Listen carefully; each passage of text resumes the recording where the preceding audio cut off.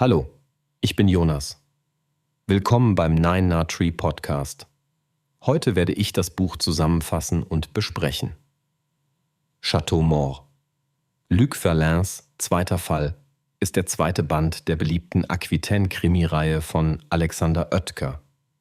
In diesem spannenden Kriminalroman führt uns Oetker einmal mehr in die atemberaubende Landschaft der französischen Region Aquitanien, wo Tradition und Moderne aufeinandertreffen. Der Protagonist Luc Verlain, ein charismatischer und erfahrener Ermittler, kehrt in seine Heimat zurück, um einen mysteriösen Mord zu lösen. Der Roman ist geprägt von einer spannenden Handlung, die von der vielschichtigen und facettenreichen Persönlichkeit Verlains getragen wird. Mit stimmungsvollen Beschreibungen der malerischen Natur und der einzigartigen Kultur der Region schafft es der Autor, das Setting lebendig und authentisch zu gestalten. Leser, die bereits den ersten Band genossen haben, können sich auf eine ebenso fesselnde Fortsetzung freuen, die neue Geheimnisse und spannende Entdeckungen bereithält. Der Roman zeigt zudem die komplizierten Beziehungen Verlains zu seinen Kollegen und die Herausforderungen, die ihm in seinem persönlichen Leben begegnen. Ich werde Ihnen die wichtigsten Erkenntnisse aus diesem Buch mitteilen. Erstens, das Setting. Aquitanien. Das Setting von Château Mort ist die bezaubernde französische Region Aquitanien, die mit ihren Weinbergen, Flüssen und der atemberaubenden Landschaft eine perfekte Kulisse für den Krimi bietet. Die Region ist bekannt für ihre reiche Geschichte und ihre kulinarischen Delikatessen, die Alexander Oetker meisterhaft in die Handlung integriert.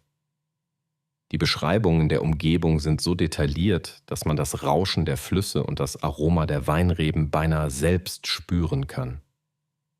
Aquitanien bildet nicht nur den Hintergrund der Geschichte, sondern wird beinahe zu einem eigenen Charakter im Roman, der die Ereignisse maßgeblich beeinflusst. Der Kontrast zwischen den idyllischen Landschaften und der dunklen Kriminalhandlung erzeugt eine fesselnde Atmosphäre, die den Leser in ihren Bann zieht. In dieser Umgebung entfaltet sich die Handlung und taucht tief in die regionalen Traditionen ein, die unerwartete Wendungen und Geheimnisse bereithalten. Zweitens, Luc Verlain. Ein komplexer Ermittler. Luc Verlain ist der zentrale Charakter des Romans. Ein charismatischer und gleichzeitig komplizierter Ermittler, der nach Jahren in Paris nun in seine Heimatregion Aquitanien zurückkehrt. Diese Rückkehr ist nicht nur beruflich, sondern auch emotional bedeutend, da er sich mit seiner Vergangenheit auseinandersetzen muss. Seine Beziehungen zu den Menschen vor Ort sind durch persönliche Geschichte und alte Freundschaften geprägt, was die Dynamik der Ermittlungen erheblich beeinflusst. Luc Verlain ist ein facettenreicher Charakter, der mit seinen eigenen Dämonen kämpft und gleichzeitig versucht, der Gerechtigkeit Genüge zu tun. Seine Intelligenz und sein scharfsinniger Verstand machen ihn zu einem beeindruckenden Kriminalbeamten. Trotz seiner professionellen Fähigkeiten wird Verlain oft von seinen Emotionen und persönlichen Erfahrungen geleitet, was ihn in seinem Umfeld sowohl beliebt als auch umstritten macht. Diese inneren Konflikte geben seiner Figur Tiefe und machen seine Ermittlungen zu einer emotional intensiven Reise. Drittens, der Mordfall. Spannung und Intrigen. Im Zentrum der Handlung steht ein mysteriöser Mordfall, der Luc Verlain vor eine Vielzahl von Herausforderungen stellt. Die Ermittlungen führen ihn tief in die Abgründe menschlicher Motive und decken eine Vielzahl von Intrigen auf, die weit über das Offensichtliche hinausgehen. Der Mord ist nicht nur ein simples Verbrechen, sondern offenbart komplexe Netzwerke von persönlichen und professionellen Beziehungen. Alexander Oetker gelingt es meisterhaft, die Spannung kontinuierlich aufrechtzuerhalten und den Leser in ein Netz aus Lügen und Täuschungen zu verstricken. Die Ermittlungsarbeit wird durch zahlreiche Wendungen und Überraschungen erschwert, die den Leser ständig im Unklaren über die wahren Ereignisse lassen. Jedes neues Detail, das ans Licht kommt, verändert die Dynamik der Geschichte und zwingt den Leser, seine Annahmen und Verdächtigungen immer wieder zu hinterfragen. Diese Struktur sorgt dafür, dass der Roman bis zur letzten Seite spannend bleibt und der Leser den Ausgang der Geschichte sehnsüchtig erwartet. Viertens. Ein Blick in die französische Kultur. Château Mort bietet nicht nur eine spannende Kriminalhandlung, sondern auch einen tiefen Einblick in die reiche Kultur und die Traditionen der Region Aquitanien. Die Geschichte ist durchzogen von lokalen Bräuchen, Festen und einer Vielzahl kulinarischer Köstlichkeiten, die den Rahmen des Krimis bereichern. Alexander Oetker versteht es, diese kulturellen Elemente nahtlos in die Handlung zu integrieren und den Lesern ein lebendiges Bild des Lebens in dieser einzigartigen Region zu vermitteln. Besonders die Weinproduktion, die für Aquitanien charakteristisch ist, spielt eine zentrale Rolle im Roman und wird durch die aufwendigen Beschreibungen der Weinlese und Verkostungen eindrucksvoll dargestellt. Diese Einblicke verleihen der Handlung Authentizität und machen sie zugleich zu einer Hommage an die Schönheit und den Charme der französischen Lebensart. Die Schilderungen des Alltags und der zwischenmenschlichen Beziehungen im ländlichen Frankreich tragen zur Tiefe der Geschichte bei und machen den Roman für Leser, die ein Interesse an fremden Kulturen haben, besonders reizvoll. Schließlich persönliche Beziehungen und Konflikte. Ein wesentlicher Bestandteil von Château Mort sind die zwischenmenschlichen Beziehungen und Konflikte, die Luc Verlaine in der Region erlebt.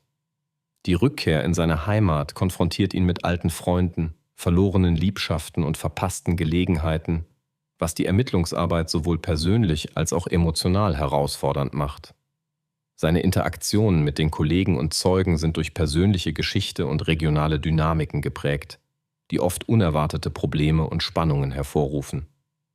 Diese persönlichen Elemente verleihen der Geschichte Tiefe und sorgen dafür, dass der Leser sich auf einer emotionalen Ebene mit Verlaine und seinem Umfeld verbunden fühlt.